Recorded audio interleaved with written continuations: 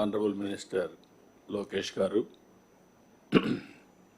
Chief secretary to government Neerabh Kumar Prasad గారు, CCLA Jayalakshmi గారు, సహచర మంత్రివర్గ సభ్యులు, డీజీపీ గారు, ఈరోజు ఈ కార్యక్రమానికి మెయిన్ కాన్ఫరెన్సే కలెక్టర్స్ కాన్ఫరెన్స్.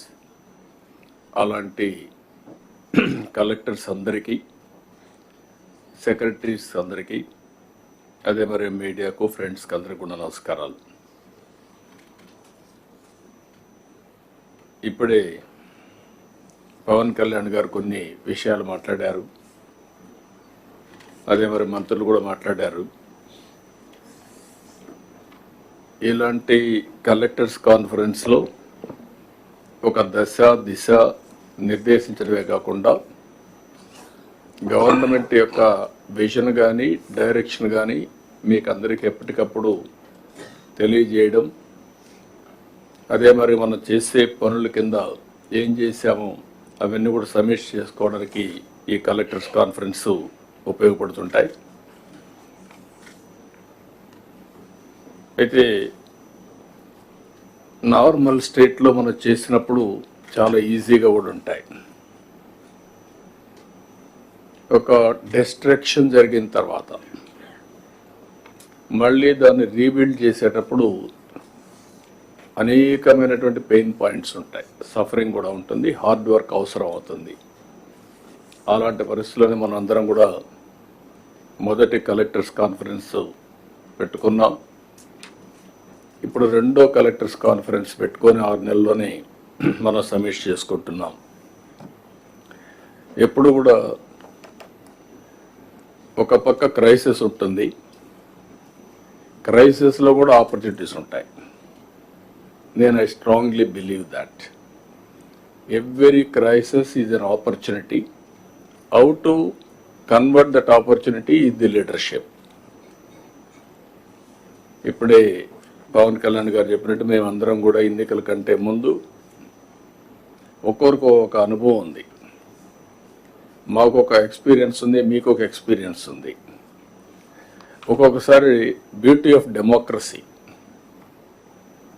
5 ఏళ్ళ తర్వాత భారతదేశంలో మీరు చూస్తే ఎవరైనా ఎక్సెసివ్గా బిహేవ్ చేస్తే డెమోక్రటిక్ కరెక్ట్ చేస్తుంది. అది భారత రాజ్యాంగం ఇచ్చినటువంటి ఒక పెద్ద హస్తం. ఓట్ అనేది కోటీశ్వరులకి ఎక్కువ ఓట్లు ఇచ్చి కామన్ మ్యాన్కి ఒక ఓటు ఇవ్వలేదు. అందరికీ ఈక్వల్గా ఓటింగ్ మాత్రం ప్రతి ఒక్కరికి ఒక ఓటు ఇచ్చారు. ఆ ఓటే ఈ దేశాన్ని ఈరోజు కాపాడుతూ ఉంది.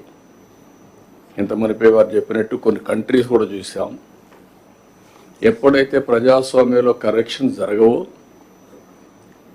ఒక డిక్టేటర్షిప్లు వస్తాయో, అప్పుడు నియంతలు కూడా పుట్టుకొస్తారు.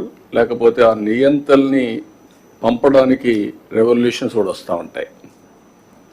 యు హావ్ సీన్ సిరియా, అంత మనకు బంగ్లాదేశ్ చూశారు. ప్రజల్లో కానీ ఒక రియాక్షన్స్ వచ్చినప్పుడు అవుట్ బర్స్ట్ అయితే అలాంటి పరిస్థితులు వస్తాయి. కానీ భారతదేశంలో మాత్రం రిపీటెడ్గా ఎలక్షన్ జరుగుతున్నాయి. కాబట్టి ప్రజా చైతన్యమే ఈ ప్రజాస్వామ్యానికి శ్రీరామ రక్ష. అది మనం అందరం కూడా గుర్తుపెట్టుకోవాల్సిన అవసరం ఉంది. ఈరోజు వారు చెప్పినట్టు నేను ఇంత మునిపే చెప్పాను, ఎవ్రీ క్రైసిస్ ఇది అన్ ఆపర్చునిటీ అని. వచ్చిన 6 నెలల నుంచి ఎక్కడికక్కడ ఏ విధంగా పోవాలనో అటు డిప్యూటీ సీఎం కానీ, నేను కానీ, మంత్రులు కానీ అందరం వర్కౌట్ చేస్తున్నాం. ఇటీవల ఐటీ మినిస్టర్ అమెరికాకి వెళ్ళడం, ఓసారి మనం ప్రయత్నాలు చేస్తే ఇమ్మీడియట్గా ఫలితాలు రావు. చాలామంది ఫలితం వస్తేనే నేను మాట్లాడతాను అనే పరిస్థితిలో ఉంటాం. అది విశ్వసనీయత కాదు. ఎప్పుడు కూడా విశ్వసనీయత రావాలంటే నెట్వర్కింగ్, ఫ్యూచర్ని విజువలైజ్ చేయడం, దాని ప్రకారం పనిచేస్తూ ఉంటే వస్తుంది. అందుకే మొన్నే ఐటీ మినిస్టర్ గారు అమెరికాకు పోయినప్పుడు అందరినీ కలిసి అదే మరిగా గూగుల్ క్యాంపస్ కూడా వెళ్ళి వాళ్ళు రిక్వెస్ట్ చేశారు. దాని ఫలితం ఈరోజు గూగుల్ కంపెనీ విశాఖపట్నానికి రావడానికి మీకంటే ముందే ఒక ఎంఓయూ చేసి ఇక్కడికి వచ్చాం. దానికే లేట్ అయ్యింది. ఒక హాఫ్ అన్ అవర్లో మీటింగ్ అవుతుంది అనుకున్నాం, కానీ వాళ్ళని కూడా మనం ప్లీజ్ చేయాల్సిన అవసరం ఉంది. ఎవరైనా వచ్చినప్పుడు మీకు కూడా బ్యూరోక్రసీ కూడా ఇది ఒక లెసన్, అందరికీ బ్యూరోక్రసీ కాకుండా మినిస్టర్స్కి కూడా. మనం కానీ ఒక పాజిటివ్ నెట్వర్కింగ్ కానీ పాజిటివ్గా కన్విన్స్ చేయగలిగితే ఆటోమేటిక్గా పాజిటివ్ యాక్షన్స్ వస్తాయి. మనం వచ్చారు, ఈరోజు వచ్చారు. ఈరోజు నేను ఎప్పుడు మాట్లాడుతున్నాను, ఒకప్పుడు ఐటీ మాట్లాడాను, ఆ తర్వాత ఆర్టిఫిషియల్ ఇంటెలిజెన్స్ మాట్లాడుతున్నాం, ఇప్పుడు డీప్ టెక్ గురించి మాట్లాడుతున్నాం. అంటే వేరియస్ మార్పులు చేర్పులు వస్తున్నాయి భవిష్యత్తులో. వారు ఈరోజు వచ్చినప్పుడు అగ్రిమెంట్ చేసుకుని ఒక ఎంఓయూ చేశాం. We are looking at a big opportunity in AI. Signed an MOU with Google. This will help in huge development in Visakhapatnam. ఈరోజు వాళ్ళు వచ్చినప్పుడు అంటున్నారు, విశాఖపట్నం మీరు ప్రపోజల్స్ చెప్పిన తర్వాత వెళ్ళాం, ఫస్ట్ హ్యాండ్ కొంచెం సర్వే చేసుకున్నాం. మా లెక్క ప్రకారం one of the best city, we are totally impressed అనే పరిస్థితికి వచ్చారు. ఇప్పుడు బిగ్ ఫర్మ్స్ లైక్ గూగుల్ కానీ ఇక్కడికి వస్తే, విశాఖపట్నానికి వస్తే స్ట్రాటజిక్ ఇన్వెస్ట్మెంట్లో that is a game changer. ఎందుకు నేను ఈ మాట వాడుతున్నానంటే, డేటా సెంటర్ రాగలిగి, అదే మరి artificial intelligence, machine learning, deep tech ఇవన్నీ కానీ ఉపయోగించగలిగితే ఇది గ్లోబల్కే, ప్రపంచానికే ఒక సర్వీస్ హబ్ కింద తయారవుతుంది. డేటా సెంటర్ వచ్చి, ఆర్టిఫిషియల్ ఇంటెలిజెన్స్ వచ్చి, అదే సమయంలో సీ కేబుల్ ఇవన్నీ కనెక్ట్ చేస్తే ప్రపంచానికి అనుసంధానం చేసే పరిస్థితి వస్తుంది. ఏఐకే ఇది ఒక స్ట్రాటజిక్ లొకేషన్ అవుతుంది.